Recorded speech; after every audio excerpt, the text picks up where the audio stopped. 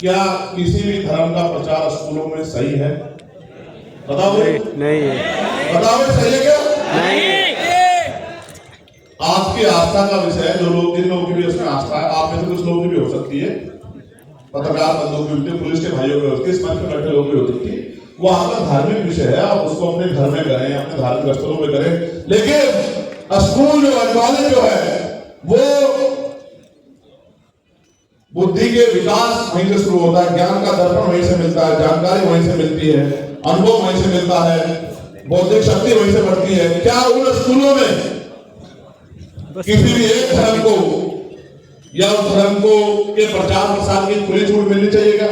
नहीं। ये भी इसी सरकार ने कराने का काम किया। और दूसरी तरफ ये जो देश के हमारे बड़े नेता हैं, देश के प्रधानमंत्री जो कहीं बाहर जाते कहते हैं कि मैं बुद्ध के देश से आया, कहते नहीं कहते? और वो ये भी कहते हैं कि हमें युद्ध नहीं चाहिए, हमें बुद्ध चाहिए। बस करो भैया, हट जाओ। ओ भैया, लेकिन आप देखो 1949 का जो बीटीएमसी एक्ट है, जो बोध गया में, और आप ये भी जान लो बोध गया दुनिया में दूसरा कहीं नहीं है। बोध गया एक ही जगह पे है, गया में एक ही स्थल है जहां भगवान बुद्ध ने ज्ञान की प्राप्ति की, इस दुनिया को जाना, दुनिया के सच को जाना और उस सच को बताने के लिए, यानी कि मानवता के हित के लिए देश में निकले। आज ये महसूस करो, अभी वक्त का इश्यू आया था, मुस्लिम भाई कह रहे थे कि भाई हमारी कम्युनिटी में, वक्त की कम्युनिटी में किसी और को न डालो, इससे हमारा नुकसान होगा, कॉन्फ्लिक्ट पैदा होगा। और मैंने उसका पार्लियामेंट में विरोध भी किया, बहुत ज्यादा शानदार विरोध किया, जितनी क्षमता थी अकेला आदमी उतनी क्षमता से किया। लेकिन मैं इसका उदाहरण आपको बताता हूं, वक्त की जो बात आई, इसका उदाहरण आप यहां देख लो, बोध गया में उस कमेटी में बौद्धिस्टों से ज्यादा अन्य धर्मों के लोग रखे हुए हैं। तो हालात ये है कि बौद्धिस्ट अपनी धार्मिक उपासना को भी वहां आराम से सम्मानपूर्वक नहीं कर पा रहे हैं, अपने सांस्कृतिक कार्यक्रम को भी अपने सम्मानपूर्वक नहीं कर पा रहे हैं। अगर सोचो जो वक्त पे किया, कल आप पे यहाँ नहीं होगा, मेरी बात को याद रखना। हम तो दूर तक सोचते हम जानते हैं, बारी बारी करके नंबर सबका आएगा, हमारा आ गया, आपका आया है, फिर जैन भाइयों का आएगा, सिख भाइयों का आएगा, ईसाई भाइयों का आएगा, एक एक करके सबका नंबर आएगा। और अगर हम चुप बैठे रहे, समाज का पढ़ा लिखा बुद्धिजीवी लगकर चुप बैठा रहा, तो याद रखना वो दिन दूर नहीं है कि देश में आप अपने महापुरुषों का नाम भी ईमानदारी से ले पाओगे, वो दिन भी देश में दूर नहीं है। इस बात को भी आप याद रखना।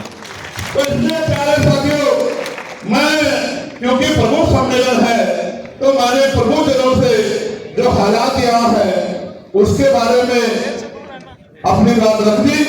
लेकिन मैं आपसे भी कुछ चाहता हूं, आप ये बताओ कि आप इस गरीबी, बेबसी, लाचारी के जीवन में खुश हैं? नहीं। नहीं, ऐसे नहीं, जोर से बताओ। नहीं। मुझे आवाज है कि आप खुश हैं? नहीं। मुझे तो ये सुनाई दिया, खुश। जोर से बताओ, खुश हो या दुखी हो?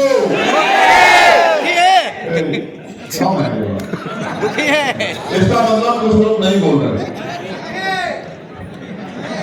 ऐसे मुट्ठी बंद करो। आप जो लोग दुखी है वो मुट्ठी ऐसे बंद करके रखो, और जो लोग सुखी है वो मुट्ठी खोल लो। हो गया। अब इस मुट्ठी के आधार पर मैं कह सकता हूँ कि दुखी लोगों की संख्या ज्यादा है। प्यारे साथियों, जो पदाधिकारी कार्यकर्ता यहाँ है उनके लिए एक विशेष संदेश मुझे देना। मुनेश भाई जब बात कर रहे थे तो वो कह रहे थे कार्यकर्ता किसी भी संगठन की रीढ़ होता है। आज अगर हम लोगों की बात को सुना जाता है, आज अगर हम लोगों की बात पे कार्य किया जाता है, तो उसके पीछे कौन है आप जानते हैं? उसके पीछे आप सब लोग हैं, हमारे शक्ति, आपकी शक्ति से। क्योंकि लोकतंत्र में लाठियां नहीं गिनी जाती, सर गिने जाते हैं। आपकी शक्ति से सब लोगों को हमारी बात को मानने के लिए मजबूर होना। खुशी से नहीं कोई मानता, लेकिन आप मुझे बताओ प्यारे साथियों, क्या हम जब लोकतंत्र में हम समझदार हो गए हैं तो क्या हमें अपनी राजनीतिक ताकत बनानी चाहिए नहीं बनानी चाहिए? जोर से बताओ, बनानी चाहिए और जोर से बताओ, बनानी चाहिए। अगर आप कह रहे हैं बनानी चाहिए तो मुट्ठी ऐसे बंद कीजिए। बनानी चाहिए। ठीक नहीं चलो, कंफ्यूजन ना हो जाए ना। तो बनानी चाहिए तो बनेगी कैसे?